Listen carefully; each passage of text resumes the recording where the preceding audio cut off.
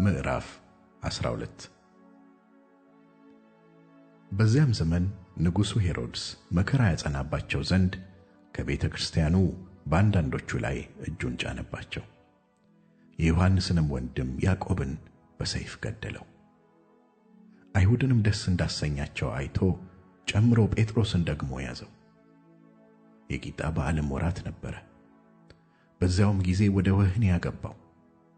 ከፋሲካም በኋላ ወደ ሕዝቡ ያወጣው ዘንድ አስቦ እያንዳንዱ 4 ወታደሮች ሆነው እንዲጠብቁት ለ4 ጭፍራ ክፍል አሳልፎ ሰጠው።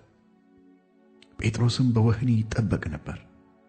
ነገር ግን በቤተ ክርስቲያን ስለ እርሱ ወደ እግዚአብሔር ጸሎት አጥብቆ ይደረግ ነበር። ሄሮድስም ሊያወጣው ባሰበ ጊዜ በዚያች ሌሊት ጴጥሮስ በ2 ሰንሰለት ታስሮ ከ2 ወታደሮች መካከል ተኝቶ ነበር።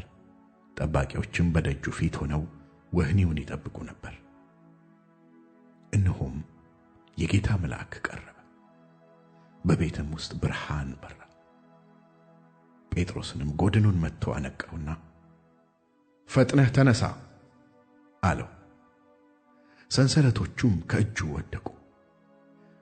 መልአኩም ታጠቅና ጫማህን አድርግ፣ ታጠቅና ጫማህን አግባ አለው።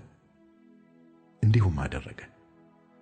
ልብስህንም ልበስና ተከተለኝ አለው። ወጥቶም ተከተለው። ራእይንም የሚያይ ይመስለው ነበር እንጂ በመልአኩ የሚደረገው ነገር እውነት እንደሆነ አላወቀም። የመጀመሪያውንና የሁለተኛውን ዘብ አልፈው ወደ ከተማ ወደሚያወጣው ወደ ብረቱ መዝጊያ ደረሱ። እርሱም አውቆ ተከፈተላቸው። ወዲያውም አንዲት ስላች አለፉ። ወዲያውም መልአኩ ከእርሱ ተለየ። ጴጥሮስም ወደ ልቡ ተመልሶ ጌታ መልአኩን ልኮ ከሄሮድስ እጅና የአይሁድ ሕዝብ ይጠብቁት ከነበረው ሁሉ እንዳዳነኝ አሁን በእውነት አወቅኩ አለ። ባስተዋለም ጊዜ እጅግ ሰዎች ተከማችተው ይጸልዩበት ወደ ነበረው ማርቆስ ወደ ተባለው ወደ ዮሐንስ እናት ወደ ማርያም ቤት መጣ። ጴጥሮስም የደጁን መዝጊያ ባንኳኳ ጊዜ ሮዴ የሚሏት አንዲት ገረድ ትሰማ ዘንድ ቀረበች። የጴጥሮስ ድምፅ መሆኑንም ባወቀች ጊዜ ከደስታዋ የተነሳ ደጁን አልከፈተችም። ነገር ግን ወደ ውስጥ ሮጣ ጴጥሮስ በደጁ ፊት ቆሞ እንዳለ አወራች። እነርሱም አብደሻል አሏት። እርሷ ግን እንዲሁ እንደሆነ ታስረግጥ ነበር። እነርሱም መልአኩ ነው አሉ። ጴጥሮስ ግን ማንኳኳቱን አዘወተረ። ከፍተውም አዩትና ተገረሙ።